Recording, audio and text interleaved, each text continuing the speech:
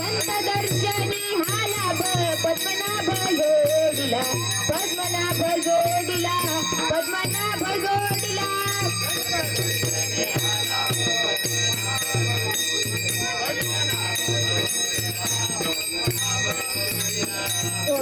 रखुमाई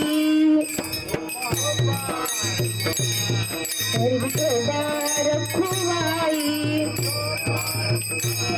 विठोबा रखुमाई विठोबा रखुमाई विठोबा रखुमाई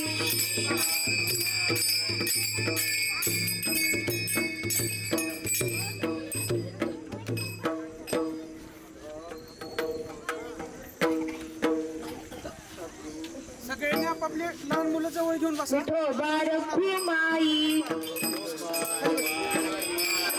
विठोबा रखुमाई विठोबा रखुमाई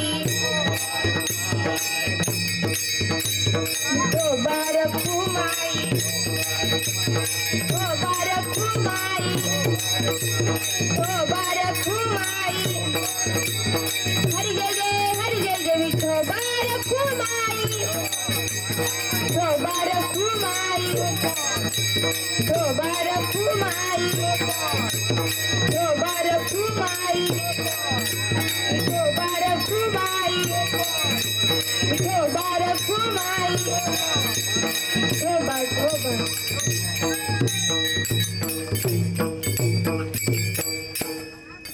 उजळले भाग्याता अवघी चिंता वारली संत दर्शनी हा लाभ पद्मनाभ जोडिला संपुष्ट हे हृदय पेटी करुणी पोटी साठवू संत दर्शनी हा लाभ पद्मनाभ जोडिला तुका मने होता ठेवा तो या भावा सापडला संत दर्शनी हा लाभ पद्मनाभ जोडिला विठ्ठल विठ्ठल विठ्ठल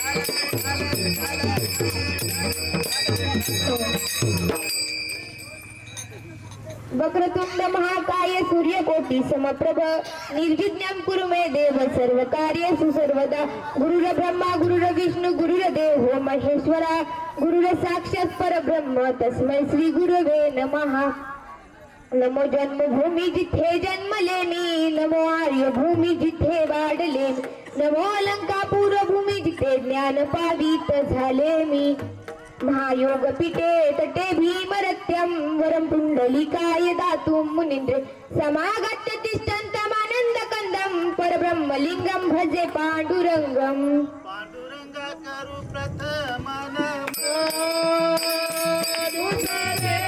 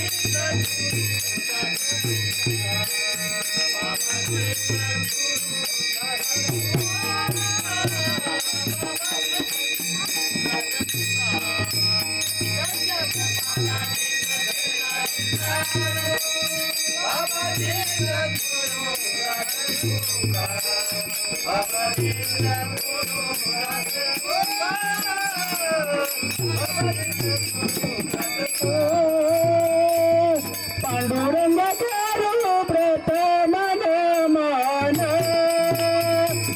पांडुरंग करू प्रथम नमन दुसरे चरण संकटिया दुसरे चरण संकटिया दुसरे चरण संकटिया जगत मनाले जगत मनाले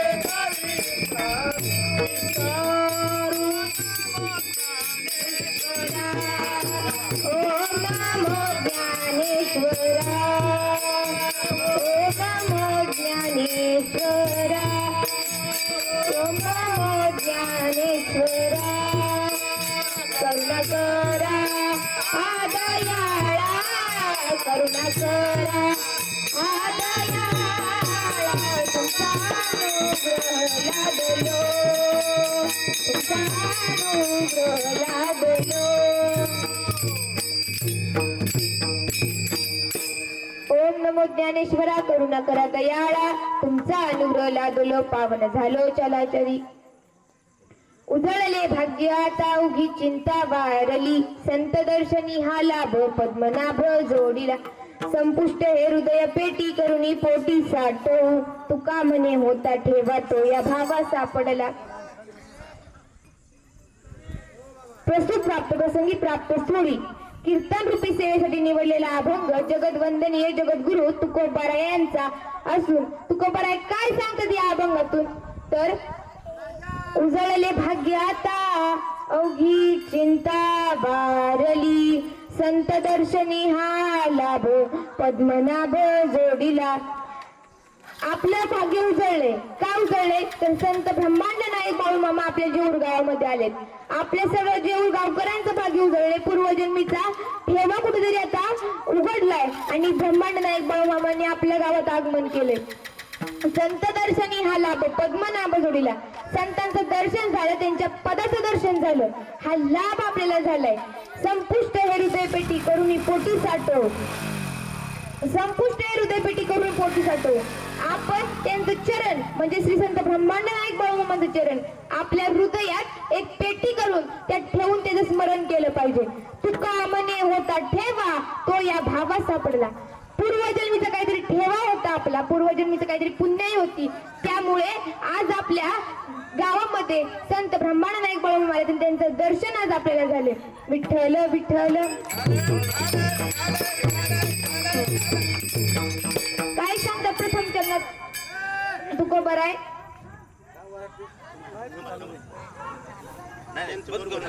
काय सांगतात प्रथम चरणात तुकोबाराय उजळले भाग्य आता उगी चिंता वारली. आता तुमचं माझं भाग्य उजळलंय का तर मी सांगितलं ब्रह्मांड नायक जगाचा चालक मालक असणारे श्री संत बाळूमामा आपल्या जेऊर गावामध्ये आले म्हणून आपलं भाग्य उजळले. मग असं भाग्य कुणाकुणाचं उजळलं तुमचं आमचं तर उजळलंच आहे पण भारतात तुलसीदास नावाचे महान संत होऊन गेले ज्यांचे भाग्य संतांच्या संगतीने उजळलं. मग तुलसीदास मूळ नक्षत्रावर जन्माला आलते. मूळ नक्षत्रावर जन्माला आलेला माणूस वाईट समजलेला जातो. मग तसंच तुलसीदास सुद्धा मूळ नक्षत्रावर जन्माला आलते आणि ते जन्माला येतात त्यांचे आई वडील वारले आणि आई वडील वारल्याच्या नंतर महाराज त्यांचा सांभाळ त्यांच्या आजी आजोबांनी केला. आजी आजोबा सांभाळ करत असताना तुलसीदास लहानाचे थोडेफार मोठे झाले आणि नंतर तुलसीदासांचे आजी आजोबा सुद्धा वारले. ते देवाघरी गेले राहिले ते तुलसीदास राहिले. मग तुलसीदासचा सांभाळ कोण करणार मग तुलसीदासचा सांभाळ करण्यासाठी कोणच नव्हते. मग तुळशीदास भिक्षा मागून खाऊ लागले. गावात सगळीकडे भिक्षा मागायचे दिवस घालवायचे. एके दिवशी काय झालं तर तुळशीदास त्यांच्या गावातल्या सावकाराकडे भिक्षा मागण्यासाठी गेले. सावकाराला आज्ञा करू लागले की मला भिक्षा द्या भिक्षाम देई असे म्हणू लागले पण सावकार काही देत नव्हता. सावकार म्हणायचा निघ आमच्या दारातून आमच्या दारात नको येऊ. पण तुलसीदास पोटासाठी माणूस काही करतं. मग तुलसीदास सुद्धा भिक्षा मागत होते पण सावकार काही देत नव्हता. मग सावकारांनी त्यांना हाणण्यासाठी काठी उचलली आणि काठी उचलल्याच्या नंतर तिथं आचार्य नरहरी आले आणि आचार्य नरहरीने ती काठी धरली. म्हणाले ज्या व्यक्तीला तुम्ही मारताय ना ती व्यक्ती इतकी मोठी होईल की तिचा हात सुद्धा तुम्ही धरू शकत नाही. तुलसीदास असे म्हणल्याच्या आचार्य नरहरी असे म्हणल्याच्या नंतर तुलसीदासांना त्यांनी तिथून नेले आणि आपल्या आश्रमात नेले. आश्रमात गेल्याच्या नंतर तुलसीदास जे काही ज्ञान ह्या त्रिभुवनात आहे ते सर्व ज्ञान त्यांना श्रवण करण्यास सांगितले आणि ते सर्व ज्ञान श्रवण केल्याच्या नंतर तुलसीदासांनी जी आपण हनुमंतरायांची हनुमान चालीसा म्हणतो ती हनुमान चालीसा आचार्य नरहरींच्या ज्ञानाच्या तेजाहून त्यांनी लिहिली. म्हणजे आचार्य नरहरींनी ज्ञान दिले आणि इतकं संतांच्या संगतीने त्यांचा उद्धार झाला की त्यांनी हनुमान चालीसा लिहिली. मग आपला सुद्धा उद्धार बाळूमामांच्या आशीर्वादाने बाळूमामांच्या संगतीने झाल्याशिवाय राहणार नाही. हेच अभंगाचं प्रथम चरण. उजळले भाग्य आता अवघी चिंता वारली. द्वितीय चरणात तुकोबाराय काय सांगतात संत दर्शनी हा लाभ पद्मनाभ जोडीला. संतांचं दर्शन झालं त्यांचं पदाचं दर्शन झालं म्हणजे आपल्याला काहीतरी लाभ झाला. अहो आपण जेव्हा जेव्हा बाळूमामांचं दर्शन केलं ना तेव्हा तेव्हा त्यांचा आशीर्वाद आपल्या सोबत आहे आणि त्या आशीर्वाद आज नाही उद्या नाही तर आयुष्यभर आपल्या सोबत राहणार आहे. मग तुकोबाराय आपल्याला सांगतात की संत दर्शनी हा लाभ पद्मनाभ जोडीला. मग तशी सुद्धा आपल्या सुद्धा संतांचं दर्शन झाले म्हणजे आपल्याला एक लाभ झालाय. एक उदाहरण सांगायचं तर धनगर नावाचा एक मुलगा होता आणि धनगर नावाचा मुलगा रोज नित्यनेमाने ब्रह्ममुहूर्तावरती गरीब होता एकटाच राहायचा. नित्यनेमाने ब्रह्ममुहूर्तावरती जाऊन गंगेतून ओंजळीत पाणी घ्यायचा आणि शिवशंकरांच्या पिंडीवर व्हायचा. पण असं शिवशंकरांच्या पिंडीवर पाणी वाहत असताना ओंजळीतून पाणी जाणार आहे का त्या पिंडीपर्यंत? नाही महाराज. मग त्यांनी काय केलं, त्यांनी आपल्या मुखात पाणी घ्यायचा, मुख स्वच्छ धुवायचं सकाळी ब्रह्ममुहूर्तावर, मुखात पाणी घ्यायचा आणि जाऊन त्या शिवशंकरांच्या पिंडीवर अभिषेक घालायचा. असे कित्येक दिवस उलटून गेले. वर्षातून ती एक येते ती म्हणजे महाशिवरात्र आणि महाशिवरात्रीचा दिवस आला. महाशिवरात्रीचा दिवस आल्याच्या नंतर कित्येक जण आपण शिवशंकराच्या पिंडीला महाशिवरात्री दिवशी पाणी घालतो, अभिषेक करतो, आतरेने ह्याने सगळ्यांनी पाणी घालतो आणि अभिषेक करतो.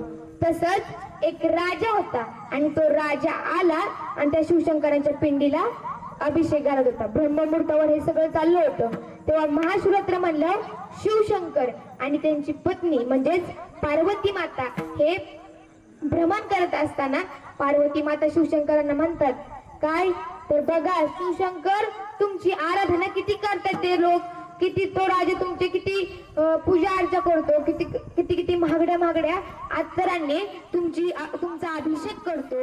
असं म्हणल्याच्या नंतर शिवशंकर म्हणतात अगं पार्वती हे काहीच नाही, हे तर शून्य आहे, पण ह्याच्यापेक्षा सुद्धा माझी भावा भक्तीने आराधना करणारी लोक अजून आहेत.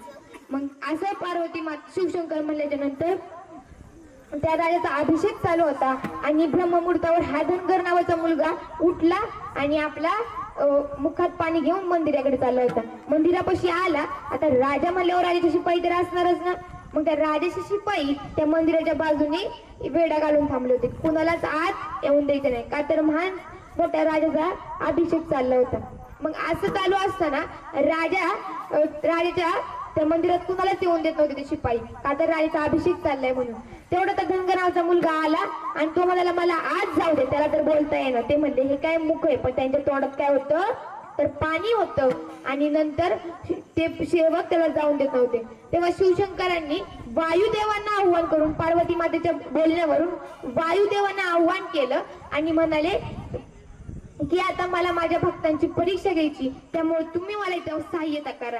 मग नंतर वायुदेवांना आव्हान करून सगळीकडे वादळ वारं सुटलं आणि वादळ वारं सुटल्याच्या नंतर ते मंदिर जरा खचलेलंच होतं. नंतर ते मंदिर हलायला लागले, ते दगड हरायला लागले. राजाची पत्नी सगळे सेवक पळून गेले आणि त्या धनगर नावाच्या मुलांनी जाऊन त्या शिवशंकराच्या पिंडीवर अभिषेक घालून शिवशंकराच्या पिंडीला घट्ट मिठी मारली. त्या धनगर नावाच्या मुलाला काय करायचं होतं तर दाखवायचं नव्हतं, पण त्याला सांगायचं होतं की माझा देव मला काही झालं तरी चालेल पण माझ्या देवाला काही झालं नाही पाहिजे, एवढी निस्किम भक्ती त्याची होती. मग नंतर शिवशंकर आणि पार्वती मातेने हे पाहून त्याला दर्शन दिले. शिवशंकर आणि पार्वती माता तिथे आल्या आणि त्याला साक्षात दर्शन दिलं. त्याला काय लाभ झाला, त्याच्या परीक्षेत तो पास झाला. पार्वती मातेला सुद्धा भगवंतांनी दाखवून दिलं की माझे भक्त एवढेच नाही तर ह्याच्यापेक्षा भक्ती भावाने सेवा करणारे भक्त आहेत. देव कशाचा भुकेला तर भावाचा भुकेला. देव भावाचा भुकेला हाती दुष्काळ तयाला. देव भावाचा भुकेला. ज्ञानोबा सुद्धा सांगतात ऐसा मनी जो जो धरिती भाव तो पुढा लागे तया देव आणि भिजली यांचा निर्वाह होतो इमेची करी. ज्ञानोबा सांगतात ज्याचा माझ्यावरती भाव आहे ना त्याचा निर्वाह करायला मी पुढे माड बघणार नाही. मग ज्ञानोबा असे सांगतात. तसंच ते धनगर नावाच्या मुलाचा भाव त्या शंकराच्या पिंडीवर होता. तो काहीच नाही करायचा, फक्त त्या शिवशंकरांची दिवसाने भाव झाला शुद्ध ज्याचा भाव भाग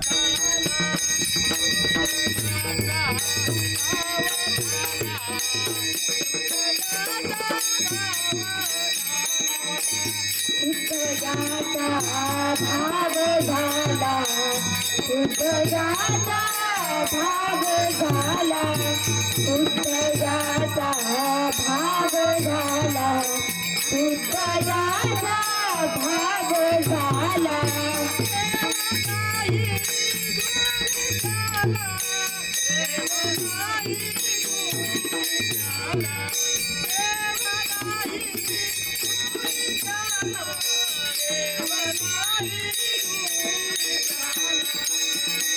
तुझ्याचा भाग झाला तुझ्याचा भाग झाला तुझ्याचा भाग झाला तुझ्याचा भाग झाला.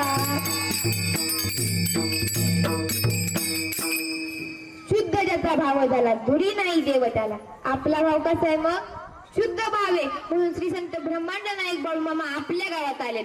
आपला भाव शुद्ध आहे म्हणून मग आपण सुद्धा त्यांची शुद्ध भक्तीने शुद्ध भावाने सेवा केली पाहिजे आणि त्यांचं दर्शन घेऊन त्यांचं पद दर्शन आपल्या हृदयात ठेवलं पाहिजे. हेच अभंगाचं द्वितीय चरण.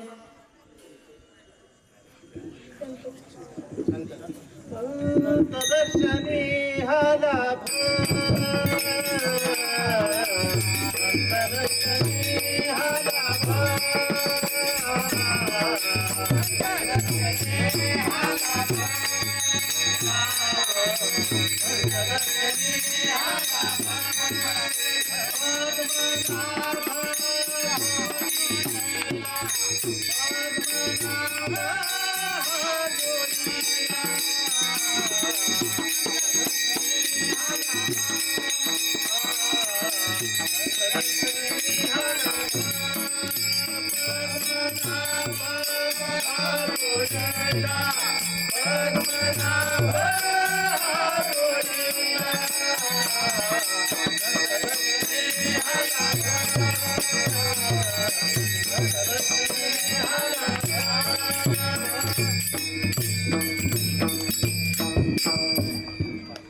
संत दर्शनी हा लाभ पद्मनाभ जोडला.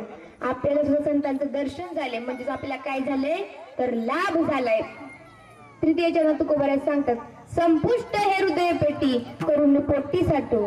सगळ्यांना सावता महाराज तर माहितीच आहे. सावता महाराजांनी काय केलं तर सावता महाराज एकदा गवत कापत असताना भगवंत त्यांची परीक्षा घेण्यासाठी आला. सावता महाराज भगवंताचे नामचिंतन करायचेच पण एके दिवशी भगवंताला असं वाटलं की ह्यांची आपण आता परीक्षा घेतलीच पाहिजे. मग सावता महाराज भगवंताची परीक्षा घेण्यासाठी त्यांच्या शेतात आले.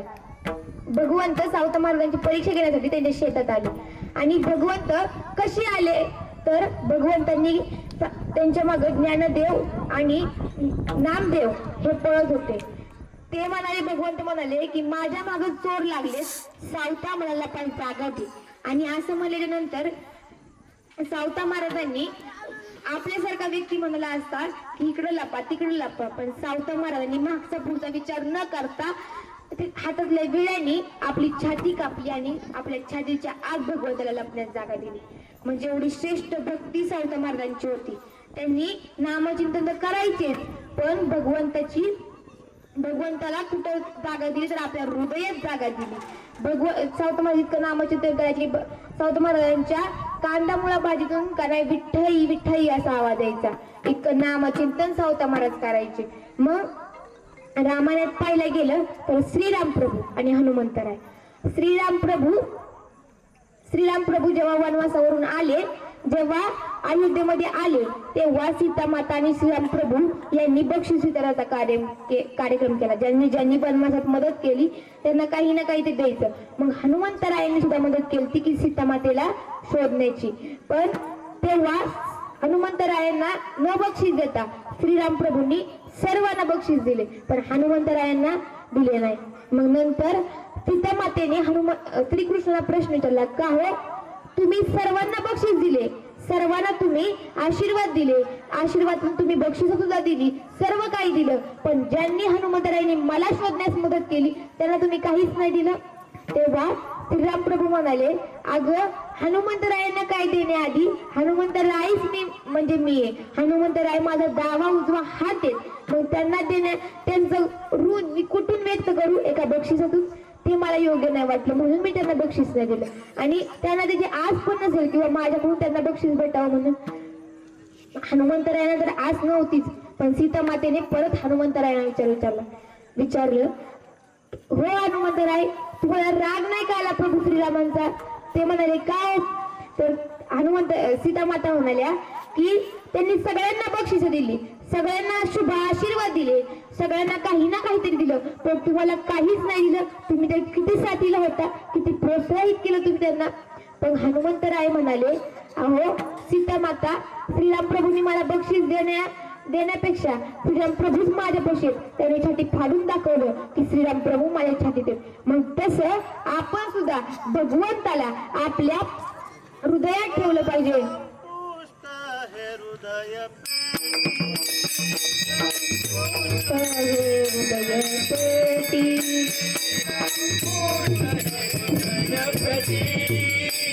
संपुट हे हृदय पेटी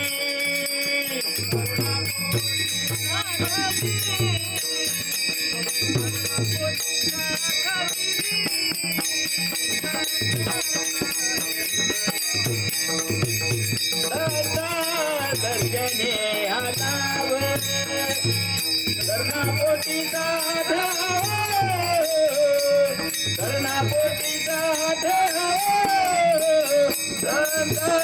दर्शने हाताव दर्शने हाताव.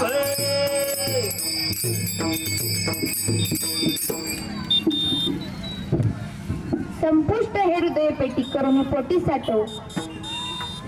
मग हनुमंतरायाने सुद्धा दाखवलं की माझ्या हृदयात राम आहे, माझा प्राण प्रभू राम, मुखी नाम बोला जय श्रीराम. हनुमंतराया म्हणतात की माझा प्राण म्हणजे माझे प्रभू राम आहे. इतकं हनुमंतरायांनी श्रीराम प्रभूंसाठी केलं होतं, निष्ठा ठेवली होती. अशी निष्ठा मावळ्यांनी सुद्धा शिवरायांबद्दल ठेवली होती. अहो जीवाची बाजी लावायला सुद्धा मावळे मागे पुढे पाहत नव्हते. फक्त छत्रपती शिवाजी महाराजांनी सांगू द्या की हे काम करा, एका इशाऱ्यावर 10 जण छत्रपती शिवाजी महाराजांच्या उभे होते.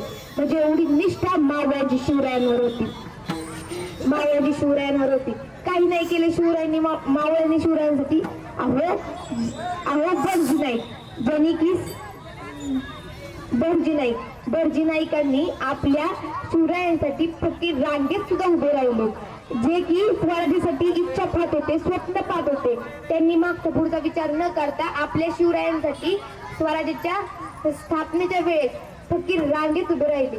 त्यांनी मागचा पुढचा विचार केला नाही की मी ज्या स्वराज्यासाठी ही केले त्याच वेळेस मी स्वराज्याची स्थापना व्हायच्या वेळेस फकीर रांगेत उभं राहायचं.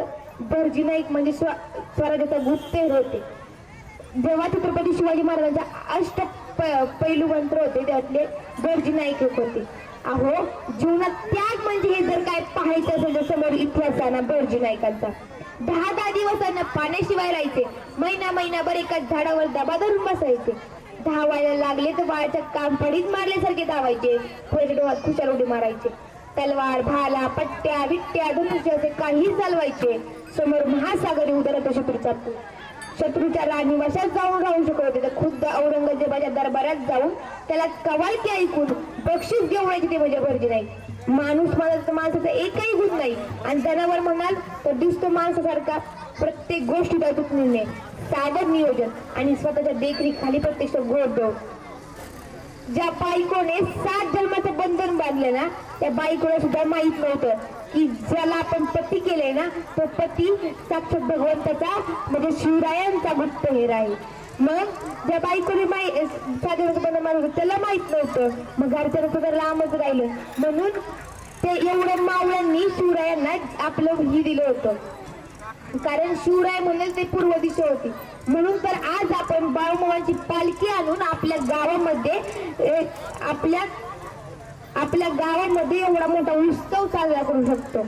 आणि या उत्सवाचे एकमेव कारण म्हणजे शिवराय होते. हे कीर्तन करायचं असतं ना तरी सुद्धा आपल्याला दुसऱ्यांची म्हणजे इंग्रजांची परवानगी काढली असती की आपण हे कीर्तन करू का, करायचं का. मग आपल्याला कुणाची परवानगी न काढता स्वतंत्रपणे भगवानाचा हरिजागर करायला ती संधी आपल्याला फक्त छत्रपती शिवाजी महाराजांनी करून दिली. मग असे छत्रपती शिवाजी महाराजांनी आपल्याला ही करून दिली. त्यांचाच मुलगा म्हणजे छत्रपती संभाजी महाराज. ऐका बरं का, दर्शन घ्या, शांततेत घ्या, बोलू नका. त्यांचा मुलगा म्हणजे छत्रपती संभाजी महाराज. जी आता वारी आहे ती अखंड वारी कुणी चालू ठेवली असेल तर छत्रपती संभाजी महाराजांनी चालू ठेवली. जर आता ती वारी चालू कोणामुळे असेल तर छत्रपती संभाजी महाराजांनी. छत्रपती संभाजी महाराजांनी आपल्या स्वराज्याकरता आपल्याला स्वातंत्र्य मिळावं म्हणून सर्वसामान्य लोकांना या जगात वावरता यावं म्हणून जीवाची बाजी लावली. अहो 42 दिवस त्या कैदीत उभे होते. किती मारहाण केली छत्रपती संभाजी महाराजांना. त्यांच्या डोळ्यात फळ्या खुपसल्या. त्यांच्या डोळ्यात सळ्या खुपसल्यानंतर त्यांच्या अंगावरती जखमा कापून त्यांच्यावरती मिठाचं पाणी घातलं. तरी सुद्धा स्वराज्याकरता आपल्या बापाकरता छत्रपती संभाजी महाराज मागे हटले नाहीत. फक्त आपल्या धर्मासाठी लढत राहिले. त्यांना फक्त एकच करत होतं, धर्म रक्षिता रक्षते. जेव्हा जेव्हा आपल्या धर्मावर ग्लानी होते तेव्हा त्याला संपवणारी शक्ती अवतार घेते. तसंच छत्रपती संभाजी महाराज छत्रपती शिवाजी महाराजांनी अवतार घेतला. धर्मरक्षिता अवतार घेतली आपल्या बाळाची बक्षिदांना. असं छत्रपती संभाजी महाराजांनी शिवाजी महाराजांनी अवतार घेतला. मग ते छत्रपती शिवाजी महाराजांचे संभाजी महाराजांचं ऋण आपण व्यक्त करू शकत नाही. त्यांचं चरण आपण कायम आपल्या हृदयात ठेवलं पाहिजे. ब्रह्मांड नायक बाळूमामांचं चरण आपण आपल्या हृदयात ठेवलं पाहिजे. हे साबंगावं तृतीय चरण तुकोबाराय सांगत होते. संपुष्ट हृदय पेटी करून पोटी साठव. मग आता अभंगाचा 3 जणांचा भावार्थ मी माझ्या बुद्धीप्रमाणे सोडवला. अंतिम जनाकडे ओळण्याच्या आधी एकदा सगळ्यांनी हात वर करू विठोबा रखुमाईचं भजन करू. विठोबा रखुमाई हात वर करा सगळ्यांनी. विठोबा रखुमाई विठोबा रखुमाई विठोबा रखुमाई विठोबा रखुमाई विठोबा रखुमाई. बोला बोला बाळूमामाच्या नावानं, बाळूमामाच्या शेंड मेढ्याच्या नावानं, मुले महाराजांच्या नावानं. जय बाळूमामा. विठोबा रखुमाई विठोबा रखुमाई.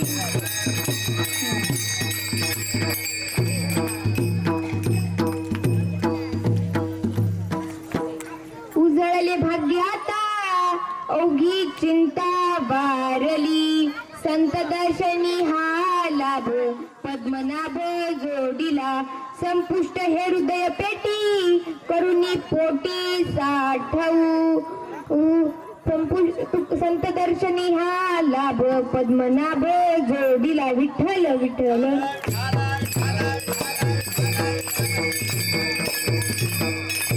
अंतिम चरण तुकोबाराय सांगतात, तुका म्हणे होता ठेवा तो या भावा सापडला.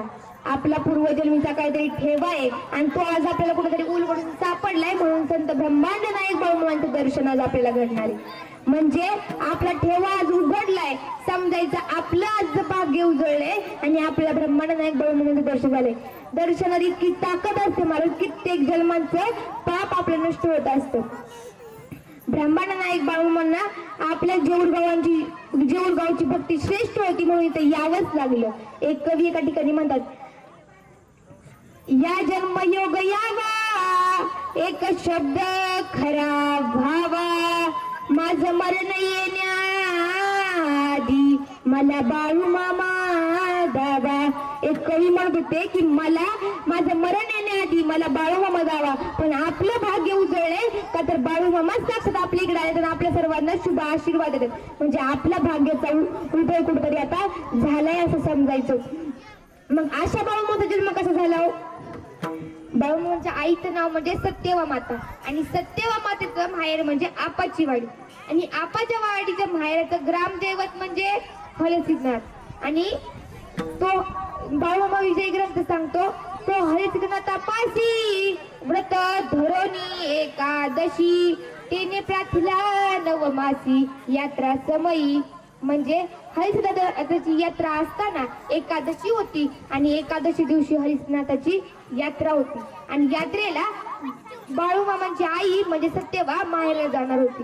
सर्व माता माऊली सुद्धा आपल्या गावचं काय असलं की माहेरला जातात, तसं सत्यवा आपल्या यात्रेनिमित्त बाहेरला जाणार होती. म्हणून तिने एकादशीचं व्रत केलं होतं. एकादशीचं व्रत केल्याने महिला मंडळ कित्येक जन्माचं पाप नष्ट होतं आणि भाग्याचा उदय होतो. कितीतरी काहीतरी होतं एकादशीचं व्रत केल्यामुळे. कंठी मिरवा तुळशी व्रत करा एकादशी, नाही कंठात तुळशीची माळ घालता आली तरी चालेल. आठवलं म्हणून सांगते. प्रत्येक माता माऊली एकामेकांना म्हणत होत्या की आपण मुलीला माळ घालू. तेवढं एक माता माऊली काय म्हणली, तर आता मी मुलीला माळ घातली तर पुढं काय होईल आणि काय नाही मला सांगता यायचं नाही. कसला भेटून कसला नाही सांगता येत नाही. म्हणून अशी म्हणल्याच्या नंतर दुसरी माता माऊली म्हणाली, अगं भगवंत पण काय म्हणेल, तुला कसला भेटून कसला नाही ना, मग नको घालू माळ, तुला कसला पाहिजे तसलाच धर. मग आपण जर भगवंताची पवित्र अशी कंठात तुळशीची माळ घातली तर भगवंत सुद्धा तसाच पती तसाच नवरा आपल्या मुलीला देणारे, चांगल्या मार्गाने चालणारा नवरा देणारे. मग आपण सगळ्यांनी आपल्या मुलाला पवित्र अशी तुळशीची माळ घातली पाहिजे. मग तुळशीची माळ सत्यवा मातांकडे होतीच, पण ते एकादशीचे महान व्रत सुद्धा करत होते. आणि एकादशीच्या व्रता दिवशी हरिसिद्धनाथाची यात्रा होती आणि यात्रेला सत्यवा माता चालल्या आणि यात्रेला पोहोचल्यानंतर हरिसिद्धनाथाच्या दर्शनाला गेल्या आणि त्या हरिसिद्धनाथाला नवस बोलल्या की मला पुत्र प्राप्ती होते, मला मुलगा होऊ दे. तेव्हा बाळूमामा विजय ग्रंथ सांगतो, नवमास जाता लवकरी एकादशी रविवारी, ती सोडता सोमवारी पुत्र झाला. मग एकादशी रविवारी होती, 9 महिने 9 दिवस गेले, रविवारची एकादश आली आणि रविवारची एकादश सोमवारी सोडत असताना जगाचा मालक चालक असणारे, बकऱ्यांचा चालक असणारे, तुमच्या माझ्या सर्वसामान्य लोकांचा मालक असणारे, जगाचे चालक असणारे श्री संत ब्रह्मांड नायक बाळूमामांचा जन्म झाला. बोला बोला बाळूमामाच्या नावानं. आणि आला नवा रूपा, आला नवा रूपा, आला नवा रूपा, आला नवा रूपा,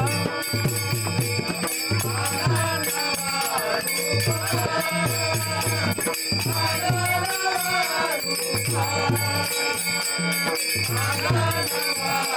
रूपा, आला नवा रूपा, तुका म्हणे झाला सोपा, तुका म्हणे झाला सोपा, तुका म्हणे झाला सोपा, आला नवा आला नवा रूपा, आला नवा रूपा, आला नवा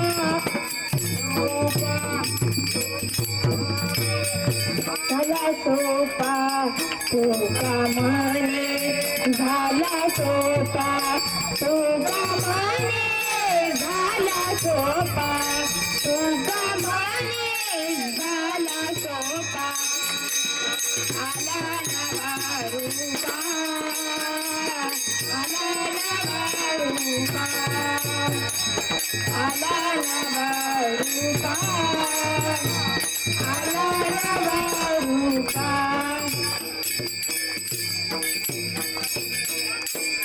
आला नवा रूपा तुका म्हणे झाला सोपा.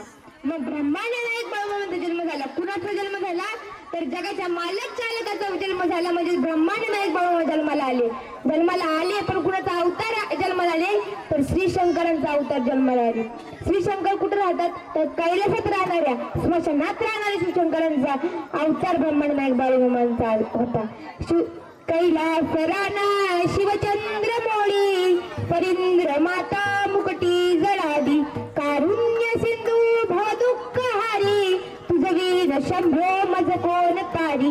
मग त्यांच्याशिवाय आपल्याला कोण तारणार. अशा बाळूमामांचा अवतार म्हणजे श्री शंकरांचा झाला. त्यासोबत रुद्राचा अवतार असणारे बाळूमामा आहेत. रुद्राचा अवतार थोरयो राता अदमापुरात, उदळून भंडारा हा ज्ञानगंगेची अमृतधारा, रेशमी फेटा मस्तकी, तल सोन्याची किनार, विषरूप मनोहर तल रुद्राचा अवतार बाळू मामा वैदव वैदव वैद्य प्राणमेघ गेला पैदव पैदव पैद असा बाळूमामांचा अवतार झाला, रुद्राचा अवतार झाला आणि ते आत्मापुरात वास्तव्य झालं. आणि आत्मापुरात वास्तव्य झाल्याच्या नंतर कित्येक दिवस गेले. बाळूमामा म्हणजे एक साधं सुद्धा व्यक्तिमत्व होतं, पण साधं राहणारं व्यक्तिमत्व होतं. बाळूमामा पांढरं धोतर नेसून सदरा घालून पाठीवरती घोंगडी घेऊन हातात काठी घेऊन घुंगराची काठी घेऊन राहणार आणि गुलाबी फेटा मस्तकी असणार हे एक साधं सुद्धा व्यक्तिमत्व होतं. गुलाबी हातावर घालता गुलाबी गुलाबी मामाचा फेटा गुलाबी गुलाबी मामाचा फेटा हाती काठी घोंगड पाठी हाती काठी घोंगड पाठी धनगर मोठा ए गुलाबी गुलाबी मामाचा फेटा गुलाबी गुलाबी मामाचा फेटा गुलाबी गुलाबी मामाचा फेटा गुलाबी मामाचा फेटा गुलाबी गुलाबी मामाचा फेटा बोला बोला मामाच्या नावानं. मग असं साधं राहणारे एक व्यक्तिमत्व होतं, पण साधं सोपं नव्हतं. मग एक दिवशी भाकरी चटणी खाणारं व्यक्तिमत्व एक दिवशी त्यांच्याच गावच्या बळकट पाटलाच्या घरी जातं आणि म्हणतं की पाटील मला तुमच्या हातच्या पत्नीच्या हातच्या आंबोडे खाऊ वाटलं. असं म्हणल्याच्या नंतर बाळूमामा साक्षात भगवंत आपल्या घरी आले तर आणि काहीतरी इच्छा मागतात. जेव्हा जेव्हा बाळूमामा काहीतरी लोकांकडे मागायचे तेव्हा ते लोकांच्या परीक्षा घ्यायचे आणि बाळूमामा असे मागत असताना त्यांच्या पाटलाने लगेच पुढचा मागचा विचार न करता पत्नीला आंबोळ्या शिजवायला लावल्या. सगळ्यांनी शांत करा, थोडाच वेळ राहिलाय. मग आपल्या पत्नीला आंबोळ्या शिजवायला लावल्या आणि आंबोळ्या शिजवायला लावल्याच्या नंतर त्या आंबोळ्यांसोबत खायला दूध फुटलं. दूध नव्हतं त्या पाटलाच्या घरी. त्यांची गाय 6 महिने आटली होती, 6 महिने झाला आटली होती. मग बाळूमामा म्हणाले मला आंबोळ्यात दूध खायचे. नंतर त्यांची पत्नी पदरा आडपेला लपून ती चालली होती शेजारणीकडे दूध मागायला आणि शेजारणीकडे दूध मागायला चाललेले असताना तेव्हा बाळूमामाने ते पाहिले. म्हणाले का ग पोरी कुठं चाललीस तू? तेव्हा ती म्हणते मामा मी दूध आणण्यासाठी चालली आहे. तेव्हा बाळूमामा म्हणाले माघारी फिर आणि जी म्हैस आहे ना त्या म्हैसीचं रेडकू सोड आणि तिच्यापाशी नेऊन बांध आणि दूध काढ. जी गाय दूध देत नव्हती ना महाराज ती गाय सुद्धा दूध द्यायला लागली. मग ती माघारी फिरली आणि बाळूमामांच्या आज्ञेनुसार ती त्या म्हशीजवळ गेली. त्या रेडकाला सोडलं आणि रेडकाला परत म्हशीजवळ आणून बांधलं आणि म्हशीजवळ आणून बांधल्याच्या नंतर तिने धार काढण्यास सुरुवात केली. दूध देऊ लागली ती गाय आणि ती गाय मरोस्तपर्यंत दूध देऊ लागली. म्हणजे आपण जर देवासाठी एक पाऊल टाकलं, देव आपल्यासाठी हजारो पाऊल टाकाय मागे पुढे पाहत नाही. मग आपण सुद्धा भगवंताला काही ना काहीतरी ह्या तळावरती दान केलं तर देव तुम्हाला भरभरून देण्याशिवाय राहणार नाही. नंतर बाळूमामाने आंबोळ्या खाल्ल्या आणि आंबोळ्या खाल्ल्याच्या नंतर बाळूमामा तिथून गेले. म्हणजे त्या पाटलिनीची भक्ती पाहून बाळूमामा त्यांना किती काय दिलं. हो आपल्या घरात जर लेकरूला दूध पाहिजे असेल तर आपण विकत आणतो ही करतो. मग त्या बाळूमामांनी दूध आणायचं थांबवलं आणि गाईमधून दूध काढलं. म्हणजे किती शब्द बाळूमामांच्या किती ताकद बाळूमामाच्या शब्दात आहे. बाळूमामाच्या शब्दात ताकद आहे, मुखात ताकद आहे. तसं बाळूमामांच्या प्रत्येक गोष्टीतच ताकद आहे. जेव्हा का एक शेतकरी आपल्या पत्नी आजारी असताना बाळूमामांकडे गेला आणि म्हणाला की माझी पत्नी आजारी आहे, तिला बरं करण्यासाठी 4-5 पैसे द्या. तेव्हा बाळूमामांकडे सुद्धा पैसे नव्हते. बाळूमामाने सगळं फक्त नामचिंतन करून काठी आपटली आणि जमिनीतून पैसे निघले. एवढी ताकद बाळूमामांत होती, एवढी ताकद त्यांनी वापरलेल्या काठीत होती. आणि आपण जो भंडारा मस्तकी लावलाय त्या भंडाऱ्यात सुद्धा तेवढीच ताकद आहे. इतकी ताकद त्या भंडाऱ्यात आहे. आपण जर का भंडारा मस्तकी लावला तर कित्येक जन्माचं आपल्या डोक्यावरचं पाप नष्ट होतं, आपल्याला समाधानाची सुखाची प्राप्ती होते. मग जसं त्या बाळूमामांचा भंडारा लावल्यानंतर जसं होतं तसं बाळूमामाच्या तळावरचा महाप्रसाद घेतल्याने सुद्धा आपल्या कित्येक जन्माचा रोग नष्ट होतो. आपल्या पोटातले कित्येक जीव जंतू मरून जातात. मग तुम्ही हॉटेलवर कितीचं पण खावा, 10,000 हजाराचं खा, कितीचं पण खा, किती मोठ्या हॉटेलमध्ये जाऊन खा, पण तुम्हाला सुख लाभणार नाही. पण जेव्हा का तुम्ही या ब्रह्मांड नायक बाळूमामाच्या तळावरचा महाप्रसाद खाल्ला तेव्हा तुम्हाला कुठेतरी चित्ताला सुख, शांती आणि पोट भरल्याशिवाय भरल्यासारखं वाटत राहील. म्हणजे एवढी ताकद बाळूमामाच्या या भांडाऱ्यात आहे. म्हणजे आपण सुद्धा निस्सीम भावाने भक्तीने बाळूमामांचं भजन केलं, सेवा केली तर बाळू आपल्याला काहीतरी दिल्याशिवाय राहणार नाही. मग फक्त आपण तेवढा निस्सीम भाव त्यांच्या चरणी ठेवला पाहिजे. बाळूमामांनी सुद्धा जुळत गुरु केले. कुणाला केले गुरु? तर संत मुळे महाराजांना बाळूमामांनी गुरु केले. बाळूमामा आणि मुळे महाराज एकत्र राहत असताना कितीतरी काही बाळूमामांना मुळे महाराजांनी सांगितलं. मुळे महाराजांनी सांगितलं की प्रत्येकाला जीवन अटळे, मरण अटळे आणि प्रत्येकाला जीवन जगत असताना काही ना काहीतरी करून दाखवायचे. आपण जीवनाला आलो म्हणजे आपल्याला काही ना काहीतरी करून दाखवायचे, आपल्याला या जगाला काहीतरी द्यायचे. स्वातंत्र्यवीर सावरकर म्हणतात, हा देह आणि तो देव यामध्ये देश नावाचं गाव लागतं आणि त्या गावाचं आपण काहीतरी देणेकरी आहोत. म्हणून आपल्याला या पृथ्वी लोकात, मृत्यू लोकात जन्म घ्यावा लागतो. मग आपण सुद्धा तिथं आलो ना काहीतरी घेतलं पाहिजे, काही ना काहीतरी दिलं पाहिजे. भगवंताचं नाव चिंतन घ्या आणि भगवंताच्या अशा योग्य ठिकाणी दान करा, काही ना काहीतरी तिथं सेवा करा. हे सेवेचं फळ, दानाचं फळ तुम्हाला पुढे मागे भेटल्याशिवाय राहणार नाही. हे सुद्धा आपण ऐकते एक फळच आहे. आपण इथं कीर्तन करतो हे एक फळच आहे. तुम्हाला वाटलं होतं की इथं बाळूमामाची बकरी येतात, तुम्हाला आम्हाला वाटलं होतं नाही. हे सगळं योग जुळून यायला लागतो आणि त्या योग जुळून आला आणि ब्रह्मांड नायक बाळूमामांना आपल्या गावात यावं वाटलं म्हणून ते आपल्या गावात आले. आपल्या गावातल्या सगळ्या गावकऱ्यांची भक्ती श्रेष्ठ वाटली, जेऊर गावाची भक्ती श्रेष्ठ वाटली म्हणून ब्रह्मांड नायक बाळूमामा आपल्या सर्वसामान्य लोकांच्यात वावरायला आले. बाळूमामा इथं आले म्हणजे आपला काहीतरी पूर्वजांचा ठेवा होता म्हणून आले. मग बाळूमामांची आपण निस्सीम भक्ती केली पाहिजे. बाळूमामांचा आपण काही उपासना केली पाहिजे.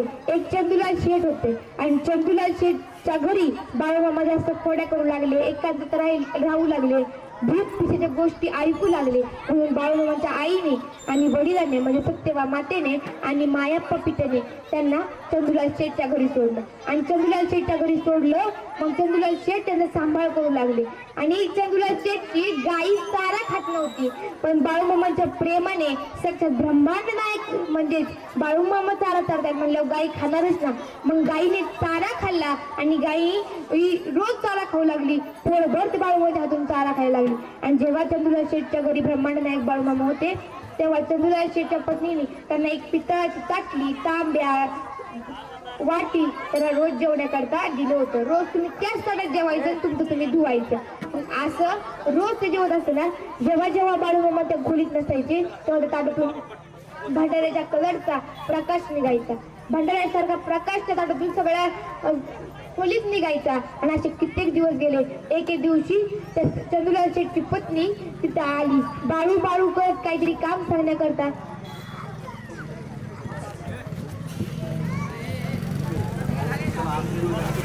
नंतर ब्रह्मांड नायक बाळूमामांच्या ताटलीतून उजेड पडलेला पाहून त्या चंदूलाल शेठच्या पत्नीने ती ताटली घेतली आणि ती ताटली ठेवली आणि तुटकी चिमलेली ताटली ब्रह्मांड नायक बाळूमामांना दिली. मग बाळूमामा कुठल्या ताटलीत जेवले ह्याचा फरक नाही, ह्याचा काहीच नाही, पण ती ताटली तिने घेतली आणि ती ताटली आपल्या कपाटावर ठेवली. कुठल्याही ताटली बाळूमामा जेवले तरी त्या ताटली शुद्ध झाल्याशिवाय राहणार नाही.